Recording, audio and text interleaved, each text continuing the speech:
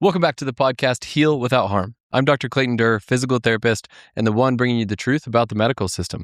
Today's guest is a physician and researcher who is doing something most doctors aren't even talking about yet, figuring out how to actually get toxic forever chemicals out of the human body.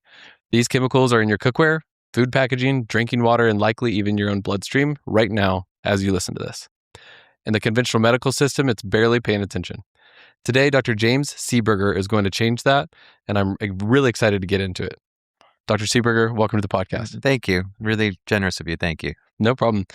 Real quick, before we actually dive into what forever chemicals are, is there a difference between microplastics and forever chemicals, or are we talking about one and the same? They are very different. Okay. Yeah. So, microplastics are plastic. They have their own chemical properties. Forever chemicals are chemically created to have particular constituents on a carbon backbone. So they're actually smaller than microplastics. I mean, they're actual molecules.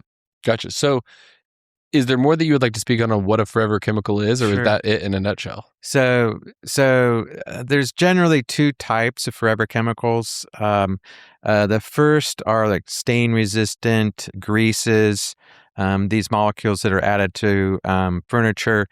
And they're, you would call them hydrocarbons, but the hydrogen's been replaced with fluorine. Okay. And then they have a reactive end that makes them hydrophobic. Okay. Which means like scared of water or water repellent. Correct. Right? Okay. So that's where we get the water repellent from. Yeah. And they'll have sulfur or phosphorus on this. And those kinds of chemicals are hard to break down. Whenever the body would look at that and call it a fat. Okay. And like, whoa, all this, is kind of general, but what a fat is chemically is a string of carbon molecules. And those carbon molecules will have hydrogen on them. And if all the carbon has hydrogen, then we would call that saturated. Okay. If there is like a double bond in a carbon, we would call that desaturated. So the omega-3s, it's desaturated at the third carbon. And omega-6s are desaturated at the sixth carbon. Which are generally like the good fats that we want, right? The good fats that we want, because they create, they create a bend in the fat that actually makes the cell have a different kind of membrane fluidity. Okay. But they also act and are incorporated as signal molecules. They're also used as energy-producing molecules. So you've probably heard of fatty acids and triglycerides. So fatty acids have an O and an OH on this, and the three of those are combined with glycerol to make a triglyceride. And that is our common fat storage molecule. We break those down in a part of a cell called the peroxisome, and we break them down and we break them into 2 carbon units, and then we burn them. We combine them with oxygen, and we get H2O and CO2. So pretty much we get energy, and then you have energy.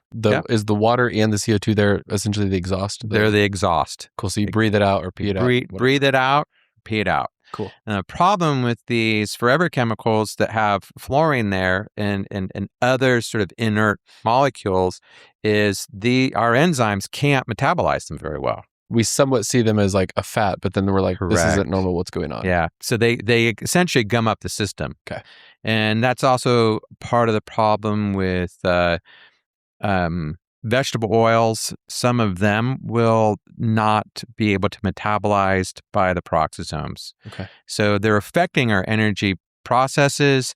They actually can get incorporated into cells in terms of the membranes. And part of the energy production process is all done in mitochondria. And mitochondria then take these 2 carbon units and they'll make the backbone of cholesterol, which is the backbone of our hormones. So now we're getting into endocrine disruption. So we got these molecules that aren't easily broken down in nature, and they're gumming up different parts of our hormone production system and our energy producing system.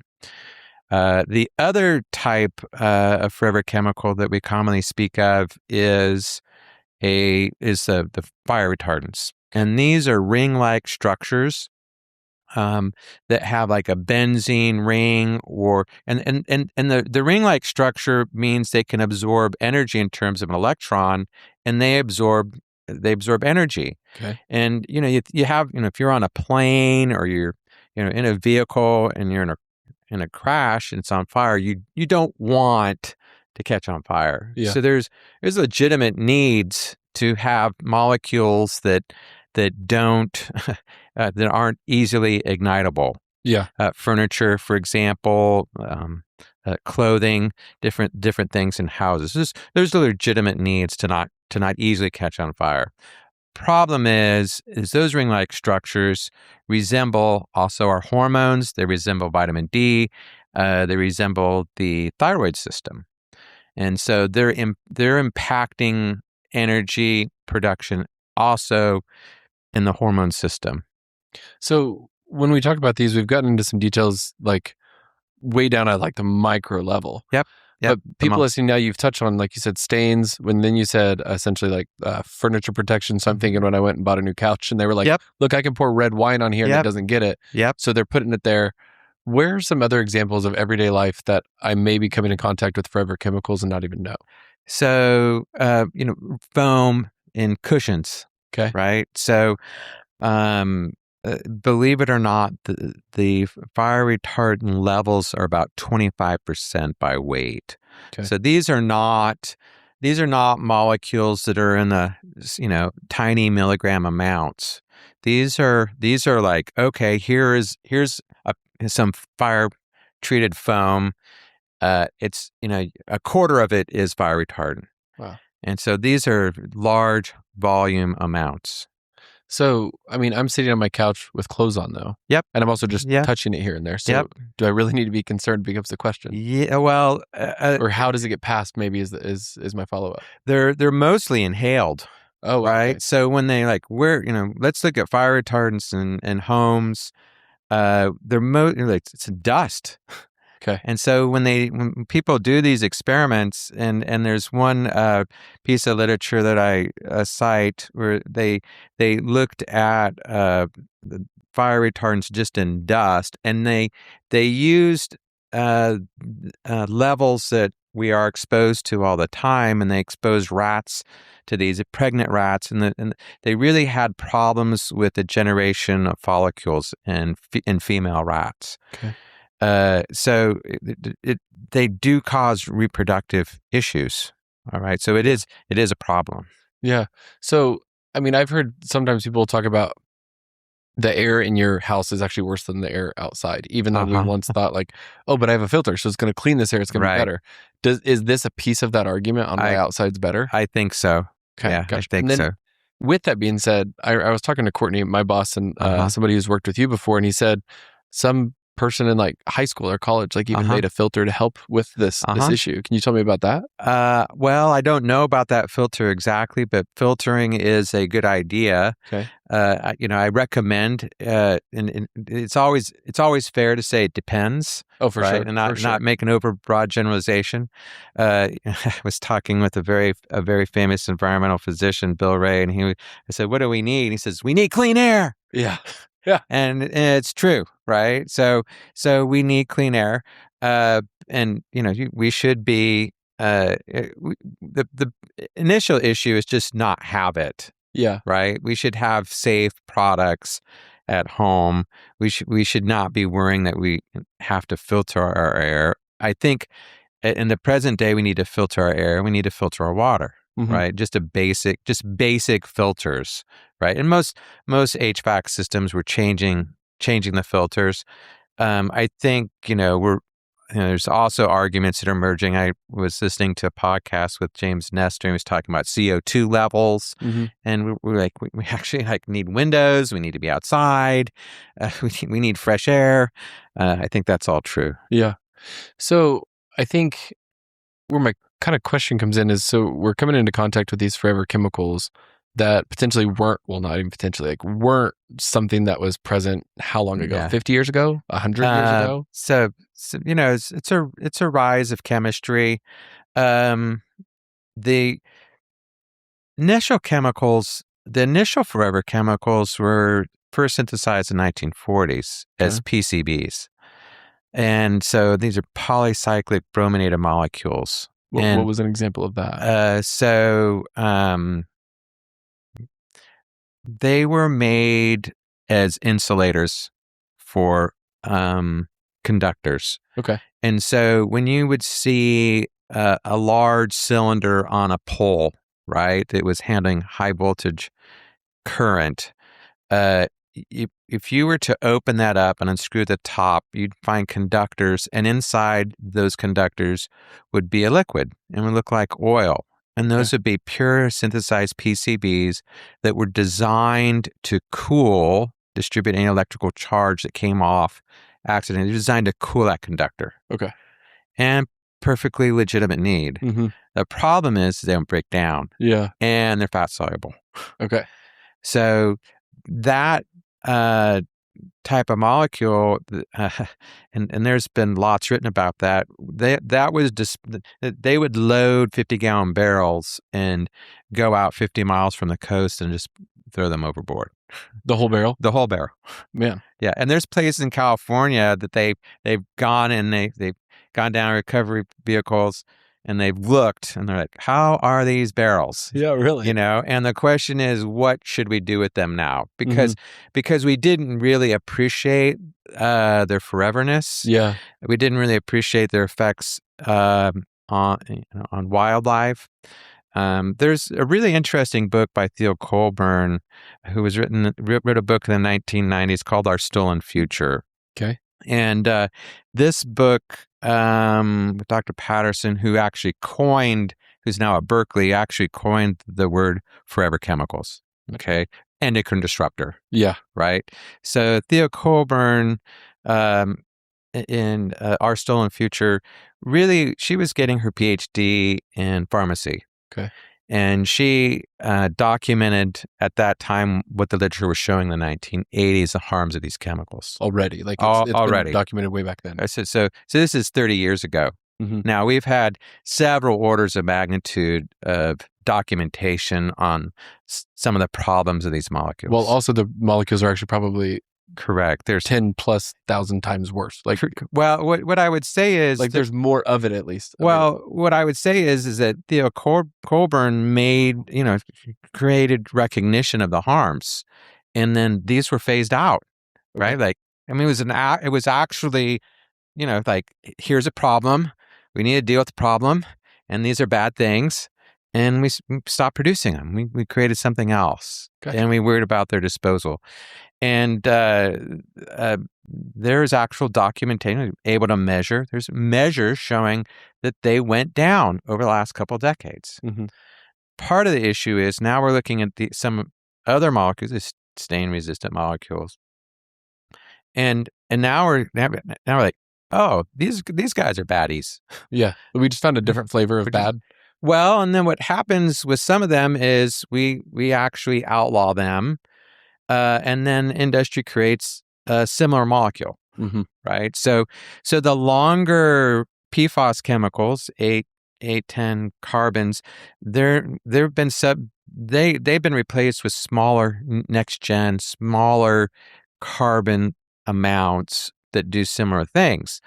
And so really what we need to ban like this as a class. Like, don't make these. Don't just, change them molecularly, put different amounts of carbon and hydrogen, fluorine on them. We really need to ban them as a class. We cannot deal with this type of molecule. We need like a bigger umbrella. We need a bigger umbrella. Exactly. So I think, especially nowadays, I feel like the social media I consume and the discussions I see having online, it seems like there's a lot of people that think there's somebody or some group of people that want us sick and painful and sick and hurting or sick and unhealthy. Mm-hmm. I'm an optimist, but I perceive it more as there's certain people trying to solve a problem however they need to. And then all of this unhealthiness is a byproduct. And then the government's like, hey, you can't do that. And we're like, cool, we won't. We'll go make this thing, which is pretty much the same thing, but different enough to bypass the law. And yes, it is hurting people, but they don't want to hurt people. They just want to profit and sell their thing and solve the problem. Yeah, you look at people and sometimes they get trapped in what they do. Mhm. Like I make this class of molecules that I'm good at, and I've been doing it for 20 or 30 years. Like, oh, I can't make those anymore. You've got to retool. Oh, You very got to much so. significantly retool. And then there's a business that's probably lost their Correct. profits to be Correct. lost. And there's, the history of brominated fire retardants, the Chicago Tribune, and in my PowerPoint, I don't go through it, but I have a slide on that. Okay. And there was a single company that made brominated fire retardants, and they were actually making additives to gasoline to reduce knock, right? What is that? So knock is a thing that happens when you burn fuel Okay. in an engine. I'm not a mechanical engineer, not an engineer in combustion, but we used to add lead to gasoline. Okay. And for a long time, that was phased out in the 1980s. Okay. And so we also changed the additive formulation that was government regulated. So we weren't making such bad air. Okay. Okay. Secondary to the gas and stuff. Like, Correct. It ends up becoming bad air. Even worse. Very, very bad. Degrees of badness. Degrees of bad air. Like, Yeah. And that's a fair thing to say. He's like, I'm in.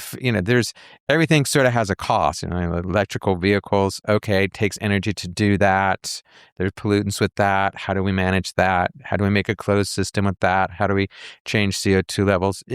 I admit it's complicated. Mm-hmm. It's complicated. Do I want a clean world? I do. Do I like the things of modernity? I do. Do I want health? Do I want health? Yes. Do I want ill health? No. Mm-hmm. Do I think that we'll always have some ill health? I do. Yeah. But kind of to go back to your point, I think.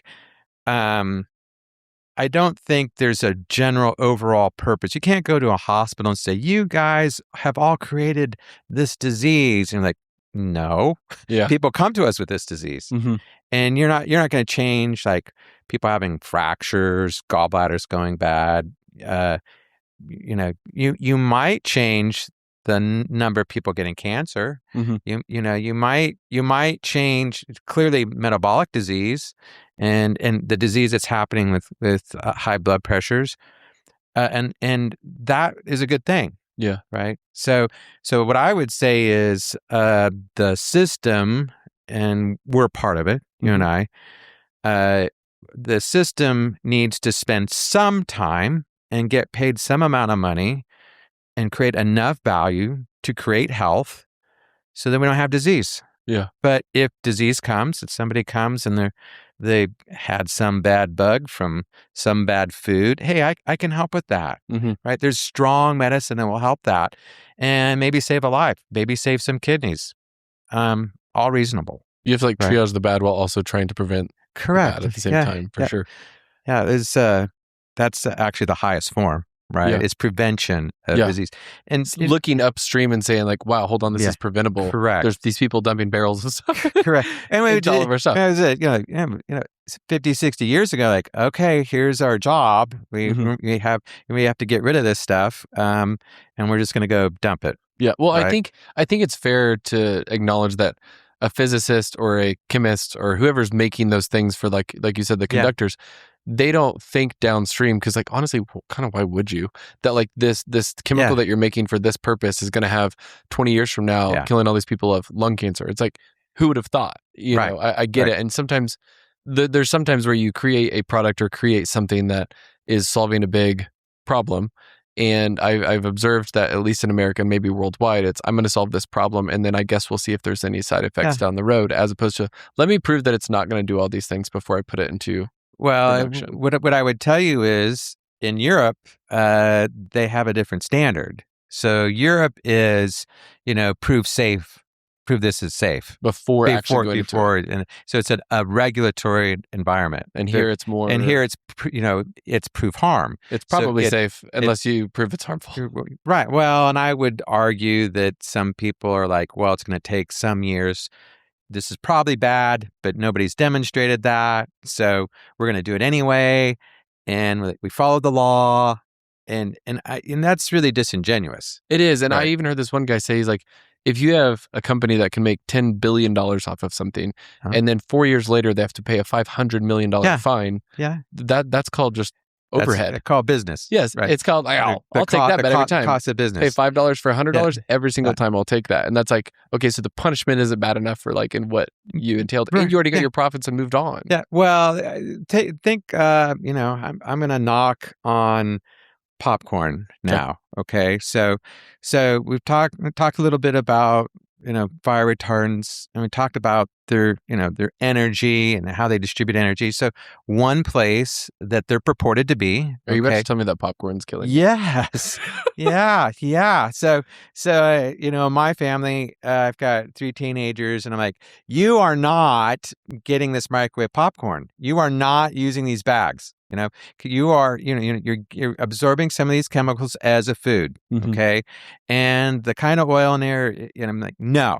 So I'm like, here is how you're making popcorn.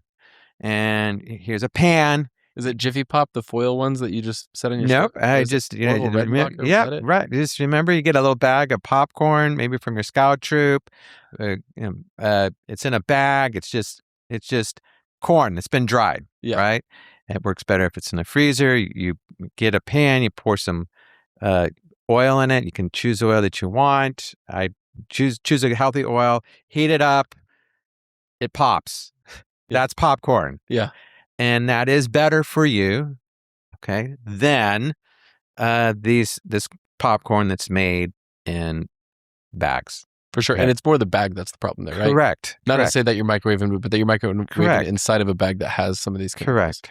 So one that you touched on a little bit ago, and I think this is what will catch a lot of people's attention, is I don't know what to think when it comes to vegetable oil, canola oil, hydrogenated vegetable oil. A lot of people online that I would say I trust when it comes to like social media doctors, they say, listen, like all of these vegetable oils are not near as bad as other people are saying, because when you look at the studies, it actually helps lower cholesterol, actually helps lower all these things. And people's blood labs will actually get better with these more, what I would call like industrial oils that we use for food. I feel like you're telling me something different, and I don't know what to believe as the consumer. And I think people listening may also not know who to believe. So what are your thoughts on that? So I saw this. My mother's a dietitian, nutritionist. So I've grown up, right? My father's mechanical engineer. Get a biochemist out of that. That's what I am, right? So I think that it's reasonable to eat what nature makes. Okay. I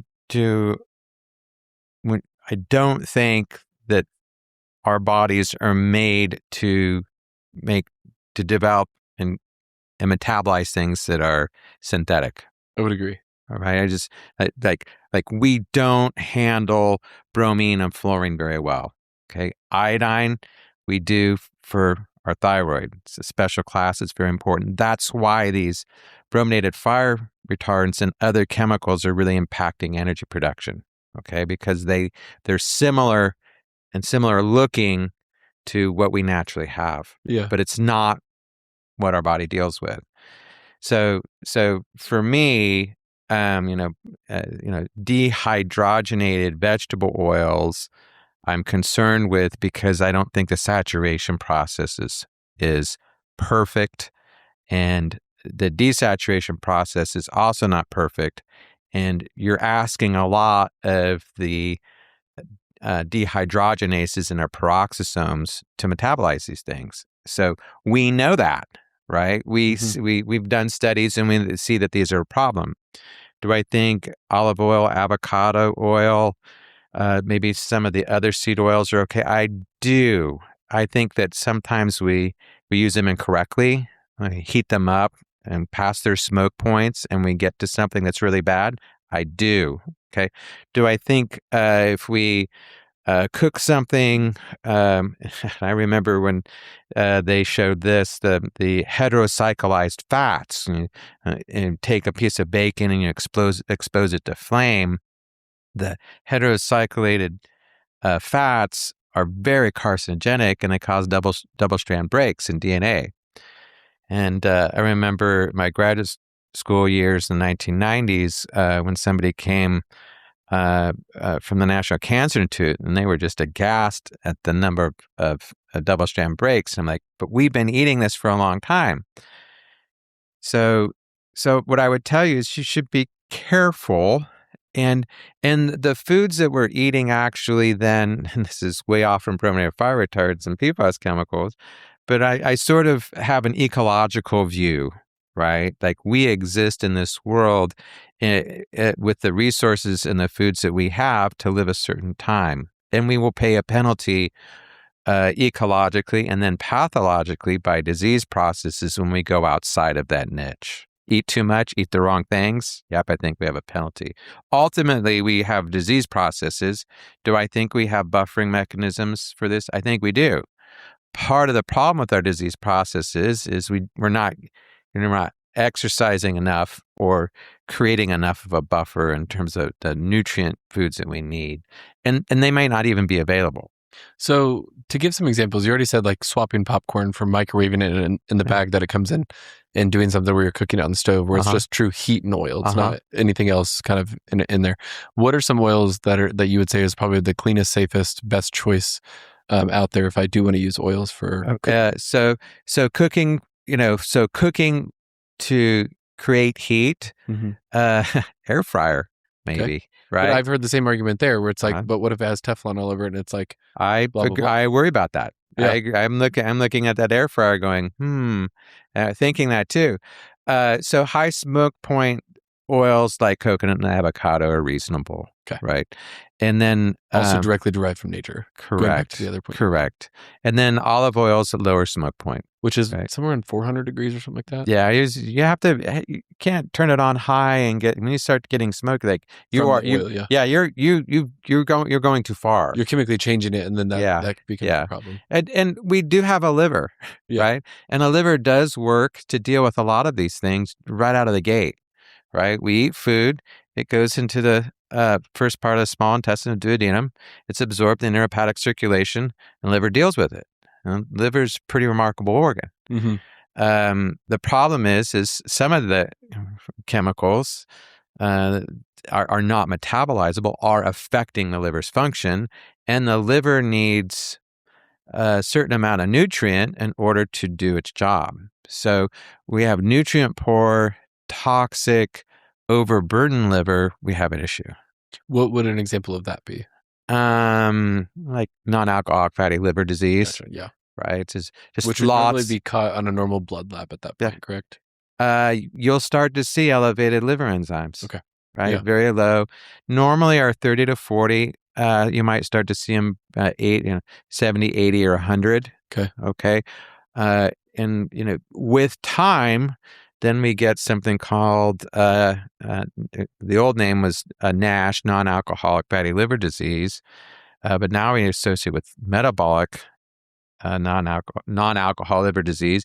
And I would argue it may be the carbohydrate that we're eating that is actually fermented to alcohol, because when you look at everything under the pathological side, that looks exactly like alcohol disease. Yeah, for sure.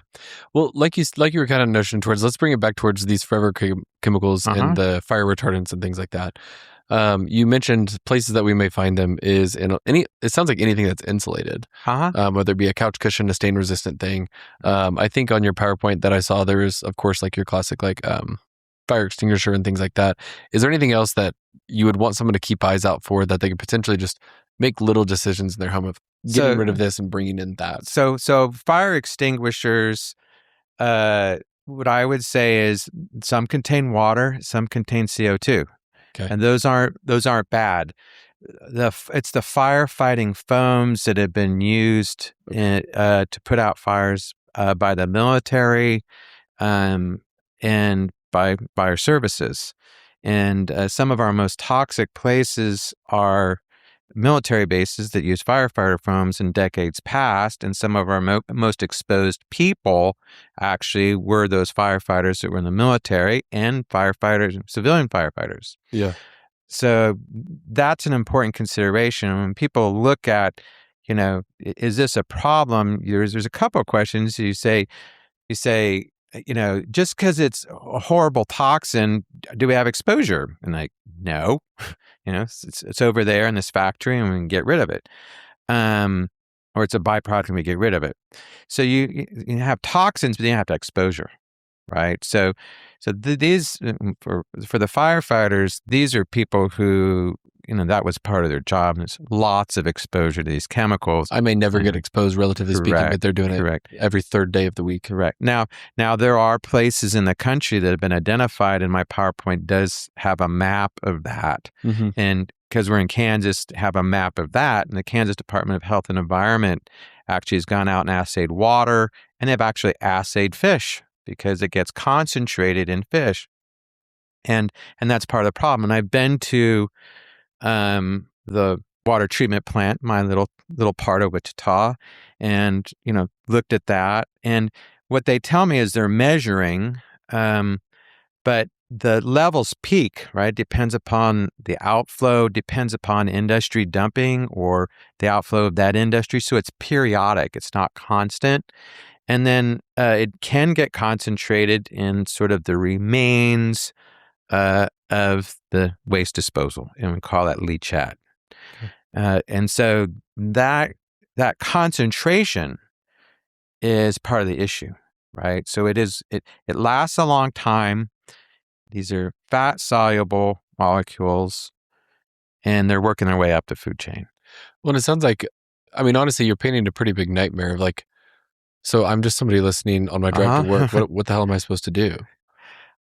That's a great question. Because it sounds like it's so high up that even you asking, the water treatment plant to observe it, it's like, okay, well, this is from blank, blank, blank that happened this many years ago, or this person way upstream doing this issue. We're just noticing that it's there. Yeah. So then what do we do? So what I would say is we're all exposed. There's been significant legislation in the last 20 to 30 years that's taken out some of the real baddies. We have new generations coming that we need to pay attention to. It would be really reasonable to sort of, legislate or regulate this as a class of molecules. The second thing is, live a clean life, right? Look at your filters, look at the things that you're bringing into your house and your environment. Look at what you're eating, make decisions that are purposeful and intentional, okay?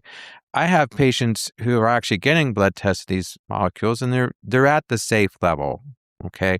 And that's been determined by a big committee of engineers and doctors at the national level, and they're looking at, maybe 20 nanograms per milliliter in the blood is where we need to be paying attention to, and can be questionable. Most of my patients right now are in the 2 to 4 nanograms. So actually way down. They're way down, and they're measurable. Safe, they're at 10%. Yeah, and one of the things that's also at the point of my PowerPoint is, is there a medicine that we can use to get rid of that? Exactly, because first, do we need to worry about it? Can we measure it? Can we change it? Correct. Yeah. So the answer is it's present and we're exposed. Do I think it's a problem? Yes. Can we measure it? Yes. It's becoming a measurable thing. Can we do something about it? Yes. Okay. And what I would tell you is, cite the literature, it is tiny. Okay. So if you go to the National Center of Biotechnology Information, right? PubMed.gov. Mm-hmm. They have a database of the 50 to 100,000 articles per year, right? So it's a huge database. It's actually one of the searchable databases that's been trained in some of the AI programs. So they go to that database and they cite it when you ask a question. You say, list for me all the studies on brominated fire retardants or all the studies on PFAS. You'll have thousands of entries. Thousands, right? So we have good literature that shows that it's bad. If you go, okay, how do we treat it? And tell me all the studies that show effective treatment, it's less than 10, right? Most of the studies will show removal from the environment has a benefit. Okay, I'm down with that. Yeah. What are we going to do for the firefighters that have this exposure? We got it, and that's going to be cholestyramine. Right. Okay. So that's been a molecule and that would be like a central point that I'd like our listeners to come away with is like, is there, don't live in fear, be reasonable, live in awareness, be live in awareness, Yeah. and can I take something to remove this? Yeah. And the answer is yes. Before we get into the removing, I think a lot of the times people think, well, my doctor would check that. Well, I get blood labs once a year. Yeah. Shouldn't that catch that? It sounds like, first of all, like there's less than 10 studies, which is practically none, relatively speaking, for to removal. thousands. Yeah, removal. Yeah. But how long ago did we even get a blood test to identify levels in the blood? So a couple years ago. Very recent, which I mean in medicine is like yesterday. Correct. It's very fresh. Correct. So how many doctors, I mean, I don't need a number, right? But like your classic blood panels, your CBC, whatever else the number, the other ones, your basic panels that insurance pays for. CBC, CMP, fasting lipids. You might get none of that advanced lipid stuff. No. Right. You're gonna need to go to a laboratory that's actually measuring these. Mm-hmm. Like, and you'd have to either seek it out or like find someone like yourself who's like looking into this stuff. It's just become standard. Okay. Right. But I would also tell you, that we've been measuring them in something called the NHANES studies. So this is a big study of exposures that's performed about every 10 years. And they're like 97% of us have this. There's lots of this in cord blood. And so even before we're born, we have these exposures. They are acting as oxidants, and they're affecting methylation patterns in both mitochondrial and nuclear DNA. So they're epigenetically heritable. I would also say that they're probably synergistic. So whenever you do studies with, combinations, we find that they're more toxic than by themselves in studies. Do I think that they could lead to, they're clearly endocrine disruptors. That means, do I think they'll lower testosterone? Like, yes, they're clearly lower testosterone. Do I think they're affecting sort of folliculogenesis in women and affecting fertility? I'm like, yes, I think they are. Yeah. Do I think they're affecting brain function? I think yes. Do I think they're affecting energy effects through the thyroid system? Like, yes. Do I think they're affecting energy utilization through peroxisomes and mitochondria? Yes. So do you feel like this is almost compounding? Like, if my mom, who had me in the early 90s, passed on some of these flavor chemicals, then I grew up and I'm continuously getting exposed. I now have a child. Yes. Like, we're just giving essentially giving our children bigger doses to start with. That's exactly what I think. There's 20 years ago, there was a nice study done in the New England Journal of Medicine. So nothing crazy about that journal. It's pretty stodgy, hardcore medicine, right? New England Journal of Medicine. And the senior author, Dr. Patterson, showed that we're inheriting methylated changes on our DNA in terms of methylation patterns from mother to child. Okay. And this was correlated with obesity. Okay. And what the importance of this is like, where is obesity coming from? I was like, it's coming from a lot of the environment, and it's being inherited epigenetically. That is, it's not a genetic change that works on our fitness levels and our reproductive levels over long periods of many generations. Epigenetics means that it's happening on one generation to the very next. And what I would argue is, look at the size of your grandmother, then look at the size of your mother, and look at the size of you. We're getting larger. Mm-hmm. We're clearly gaining weight. Where if you fed that person a similar diet alongside the environment, it may impact that third generation more than impacting the first. Correct. And there's actually a sort of famous epigenetic book called Pottinger's Cats. And that I would encourage people to read Pottinger's Cats. It speaks to this epigenetic phenomena. It's a really interesting story. Do you have time for that? Pottinger's Cats? Go for it. And then after this, I want to go back. So you'll catch the blood test, and then what do you do about it is where we'll lead to next. Okay. So Pottinger's Cats is a fascinating story. It starts with there was a physician. His job was to dose adrenal gland. Okay, so people who have a problem with their adrenal gland, and probably the most famous is John F. Kennedy. They had to take adrenal gland. And so this is going back medically 80, 90, 100 years. But in the 1930s, a man named Dr. Pottinger, his job was to figure out the dose of the adrenal gland taken from cows to give to people. And so the way he figured out the dose of the different adrenal gland concentrations, the different glandules he got from the pharmaceutical manufacturer, was dose cats. And he would take the adrenal gland out of the cat.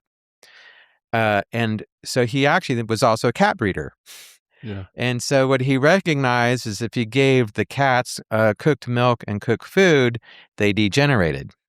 And it was only a couple generations. And the degeneration was in coat length, coat color, coat quality, craniofacial abnormalities, dentition, and reproduction.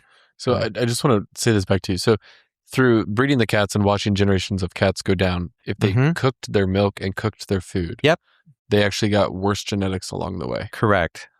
So they were epigenetically modified. And we have since identified the cooked thing as benzopyrene, which cats cannot do well with. They essentially can't process it. They're not. They didn't ever evolve with cooked stuff. Okay.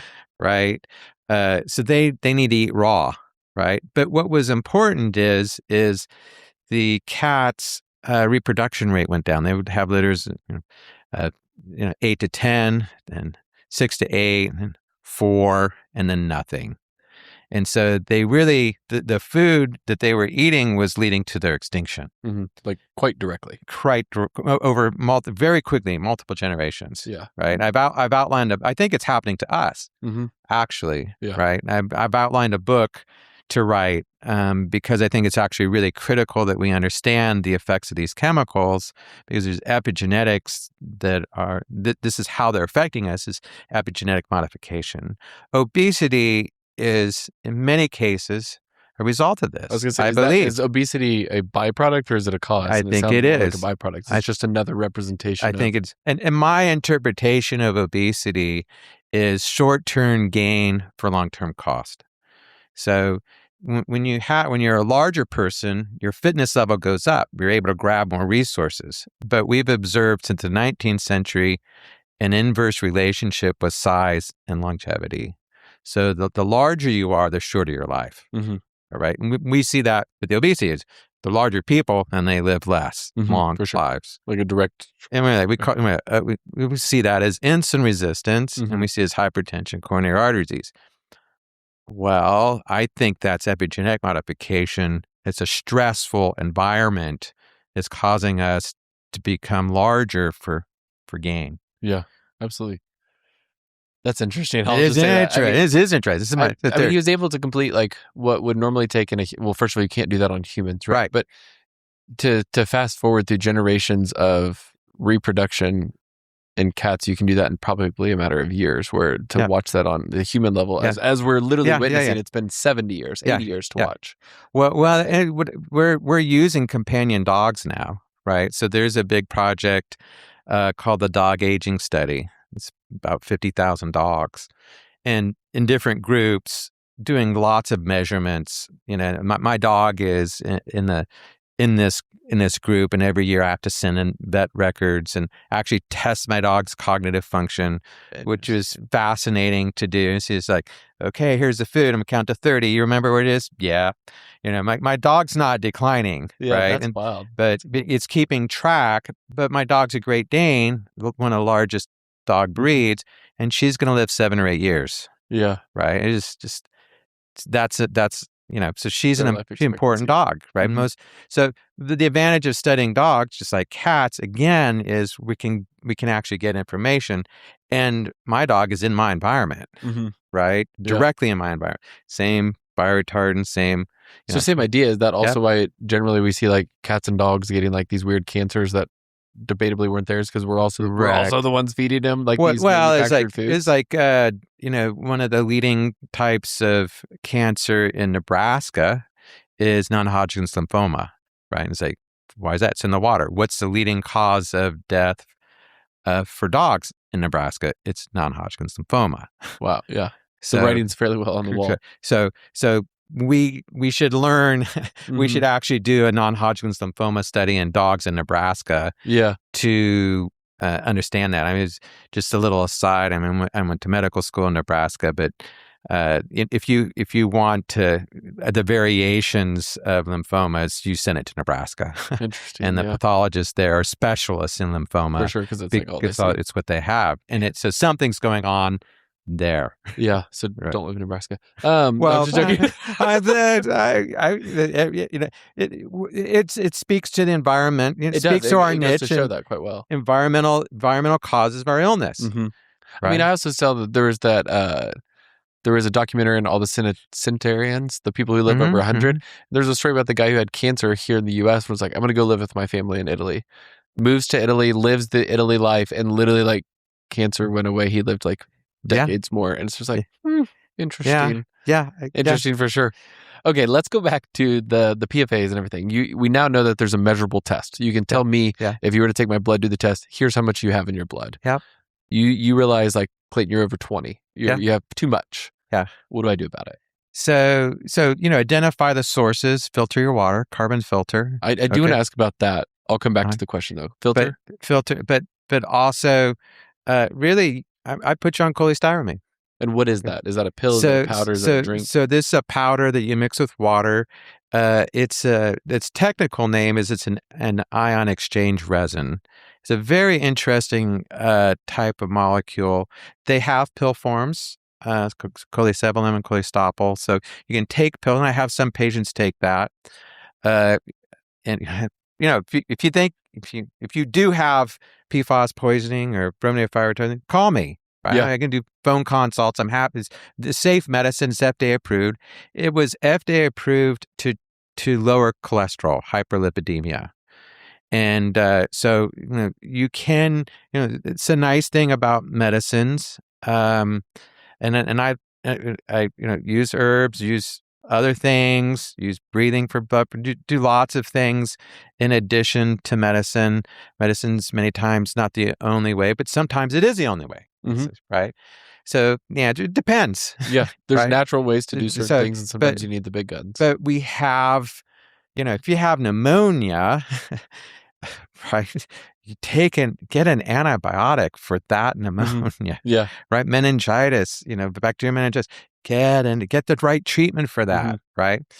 So medicine is very powerful, and the FDA has approved it, and that is a debatable process on how it does, but generally it's a good process, right? It's saying, look, what does this do? How you manufactured it, how much, and what's the dosing? Something we call pharmacokinetics, right? So we actually have data on, hey, you take this much this way, what happens in the body? Yeah. Just really good information to know.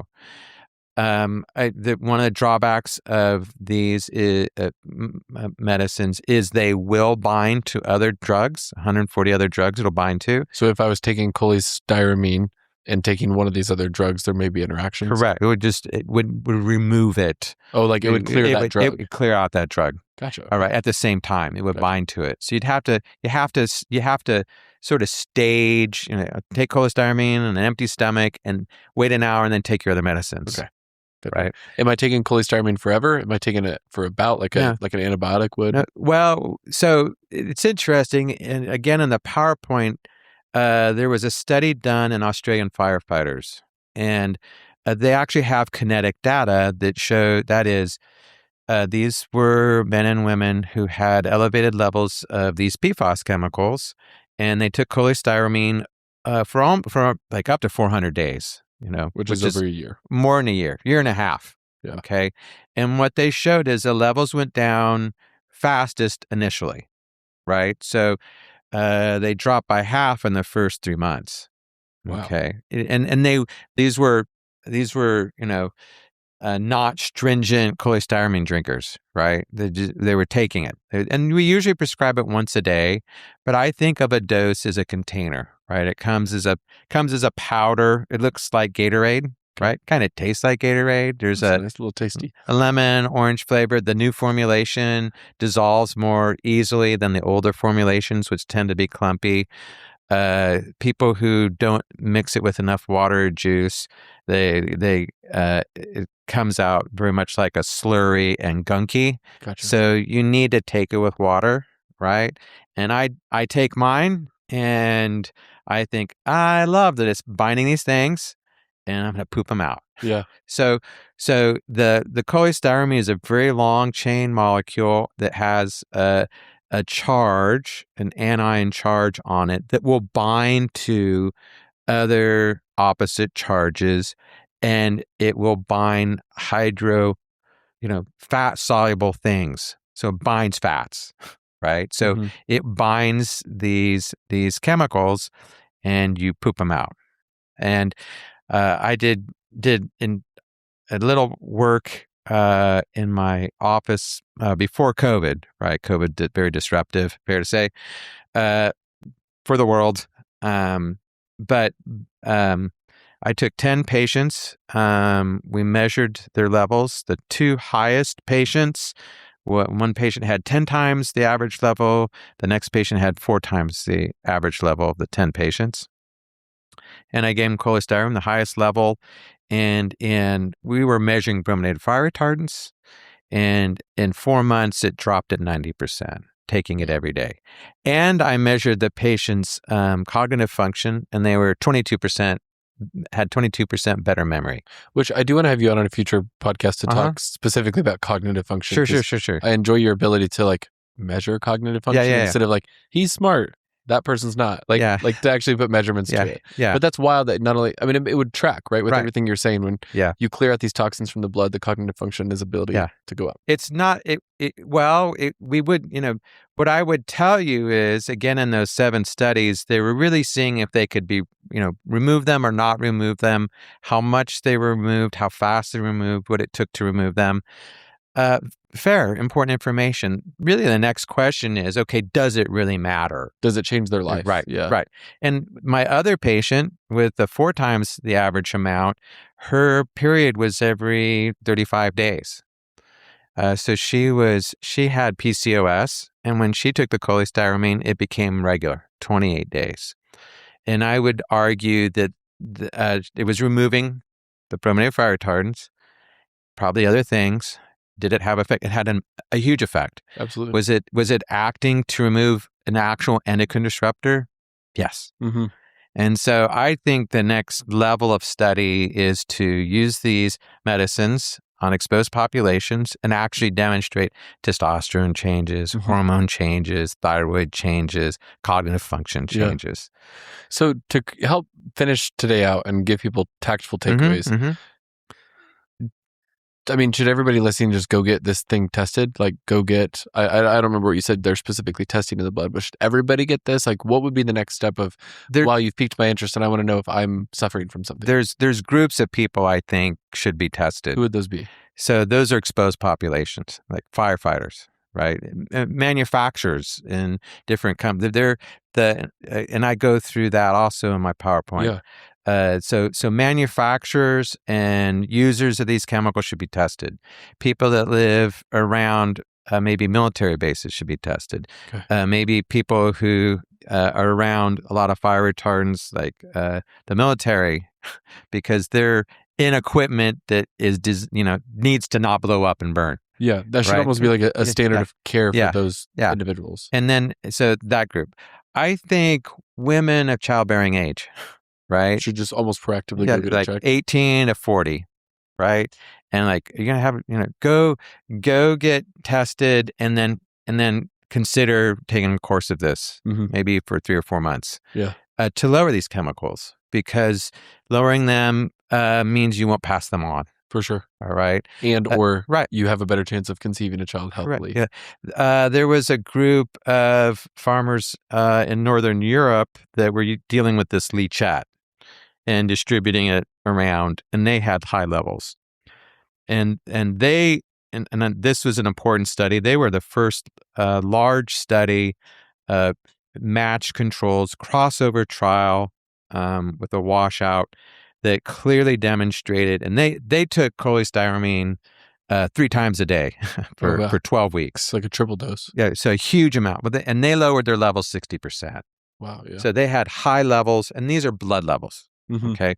So I would say that group, right? So I think people who have elevated liver enzymes, obese people, men with low testosterone, I would put that group in there too. Another question, you said it can kind of help with cholesterol. Yep. Will it have effect on cholesterol as well? So let's say you have let's just say you have high cholesterol. Let's say you have insulin resistance, and you're like, and their doctor, what can you do? I'm like, well, I can put you on cholestyramine, and it will lower your triglycerides. It will lower them by half. Let's say you have pancreatitis, and you're like, oh, okay, you go from 700 to 200. That's remarkable. Mm-hmm.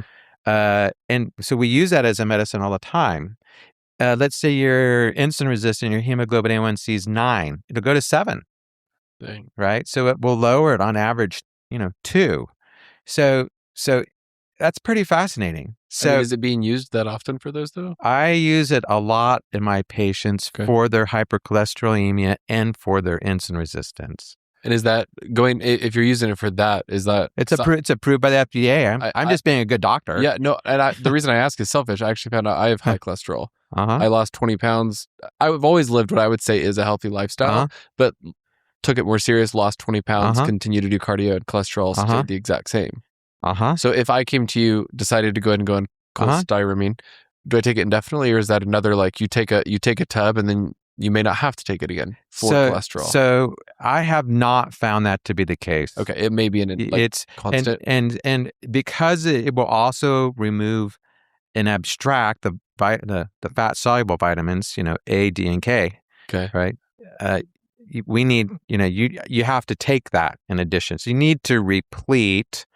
And I don't want people taking something like this forever or constantly. I think there's going to be too much repletion of things. Yeah, because the trade-off of it getting rid of the bad stuff is it does get rid of some good stuff. Correct. So I have people pulse it, and I'd like them to take 1 or 2 or 3 containers a year. I do have some patients that have hyperlipidemia of genetic causes, and I pay attention to them. And we do natural things, and if we need to use a medicine, we carefully choose that medicine. Yeah. So cool. Well, I'll put all your contact stuff in the show notes for people to reach out to you. The last couple of questions that I want to ask, it's one question, but 2 topics. You talk about filtering. Oh, yeah. My fridge has a filter. Is that good enough? How do I know it's good enough? What am I looking for on like house air filter and like fridge or water filter to know that I'm getting rid of these things? So I believe in carbon filters, and I'm not a reverse osmosis person because I think we get rid of too much when we do all that. The minerals is what I've heard. We need the minerals. We need them. We need the calcium and magnesium. And that may be a component of bottled water. There's a lot of things wrong with bottled water. I like that it's portable and it's glycemic load zip. That can be, if you're dehydrated, be life-saving. Get that, but I don't like the plastic. Don't like the environmental concern. Don't like many of the bisphenol A's and microplastics. Those are fair concerns. Glass, okay, that's fair. Glass SN, Pellegrino water, reasonable. Recommend that a great deal. For the question of your filter, it's probably okay. Yeah. Right. The pure water filters that you can get on your tap water, you just screw on for $30 and you change the filter occasionally. I like carbon filters because the things that are the pesticides and the metals will be really abstracted by them, and they'll lower their concentrations 1,000-fold. Wow, yeah. Pretty significant. I have sort of an under the sink larger canister filter that I change out every 6 months. Okay.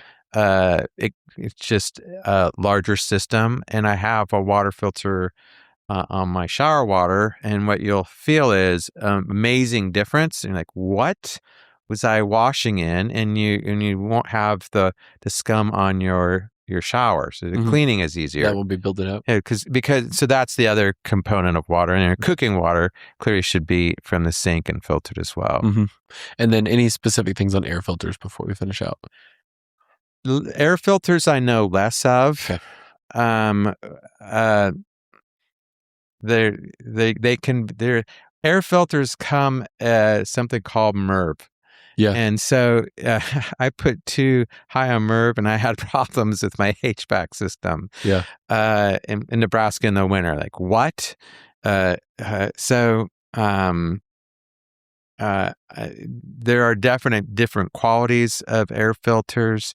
If people are having allergens, you should really get an allergen filter. Gotcha. Sounds good. One curveball of a question that I had one listener say that she wants me to continue asking everybody. Okay. What is your favorite junk food? My favorite junk food. Ignore the last hour that we've talked and just tell me what you like that's tasty. Other than microwave popcorn. So, I'm going to do a big shout out to Brahms Burgers and Brahms Ice Cream. And I guess their burger is beautiful and fabulous, double cheeseburger, excessive. But if that's what I'm going to have that. Their ice cream, I tested their glycemic load on myself. It wasn't very high. Nice. Right? It wasn't soft serve. Ice cream I really responded high glycemic load. So I subscribed to, using a continuous glucose monitor to find out what food you respond to. So Brahms is my thing. Flavor of ice cream? They have a strawberry, homemade strawberry. And I think that's actually what they call it, that is out of this world. Oh, it's amazing to taste. Yeah. Like there's legit pieces of great strawberry in it. Yeah.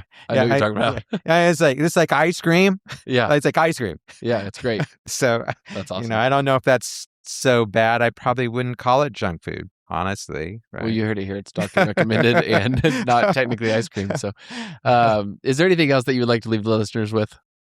A lot of disease is environmental, right? I got into this, dementia is 95% environmental, cancer 70% environment.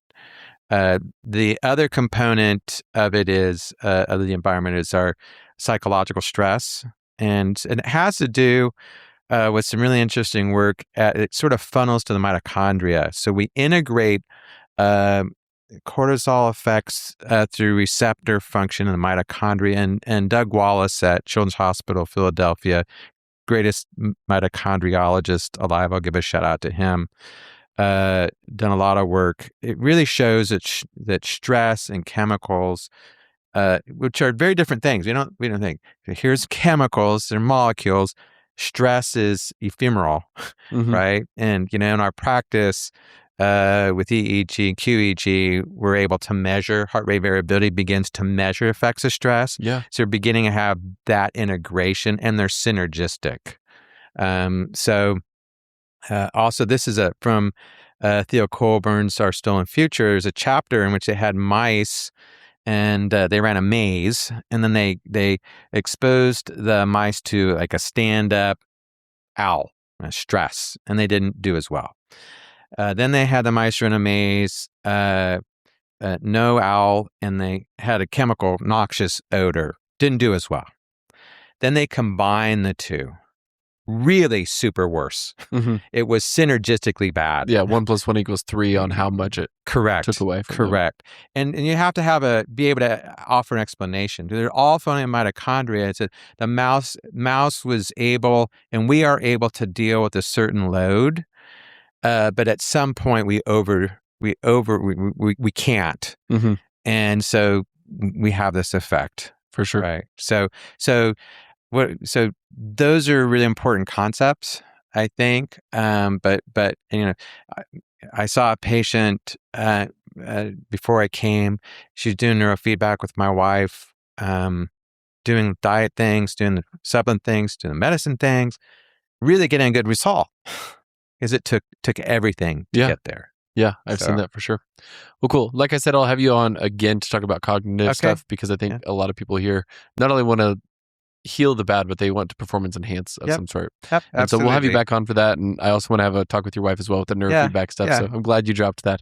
Everybody listening, thank you so much for listening. Please share this if you know anybody in your life that needs it. If you want to reach out to Dr. Seberger, all the contact info will be down below. Other than that, I hope you learned how to heal without harm.